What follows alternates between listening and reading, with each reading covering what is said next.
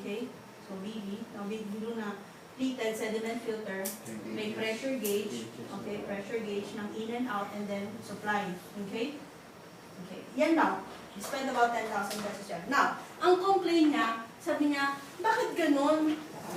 Linggo-linggo, palit ako ng ganito. Sabi niya gano'n. Now, how much is a Big Blue filter? This is about roughly 3,000 plus pesos.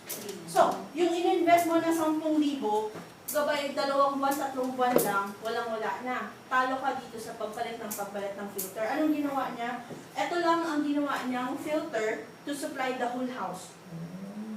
Kasi ang problema niya, yun nga, yung tubig daw na parang may kalakalawang.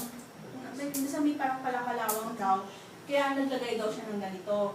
That's why sabi ko sa kanya, the initial investment, oo, totoo, 10,000 lang ginastos mo, mura lang, kasi complain siya una sa akin dahil mahal daw ako, pero hindi mo nakita yung long term, yung sakit sa bulsa ng palit ka ng palit ng sediment filter. Unlike kapag nag-tank type siya na, yung mga FRP tank natin na filter, medyo mahal sa umpisa, but after 2 to 3 years ka pa naman magpapalit ng media eh. All you have to do is backwash it and backwash it and backwash it. When you do the cost analysis, mas cheaper rather than palit ka ng palit ng sediment filter, ng cartridge filter. Hindi ito tinututbrushan, nililinis at hinuhugasan. Okay? Hindi nyo pwedeng gawin yung ginagawa nyo sa Roasis na hinuhugasan.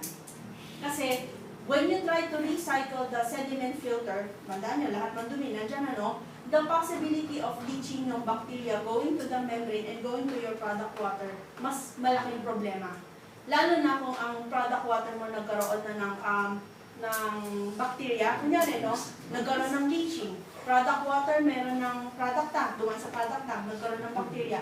We have to clean that, everything. We have to disinfect all the time. Hindi mo lang basta papalit ka ng filter, okay na, hindi. We have to disinfect everything. Kasi na-contaminate na pati product tank. So, mas mahirap. Okay? Now, these type of filters, again, they are effective at the point of use. Hindi papasok sa loob ng bahay, but at the point of use. Okay? So, iba't ibang klaseng filter, mamaya discuss natin kung ano yung functions nila. Questions so far?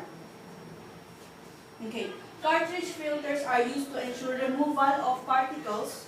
Okay? At yung sinasabi ko kanina, removal of particle size infiltration and improve on water quality appearance. Okay? Particles, filtration of particles by size exclusion. That's why when you look at the filters, meron siya nakalagay, like for example in this case, this is a 20-inch Big Blue 30 microns.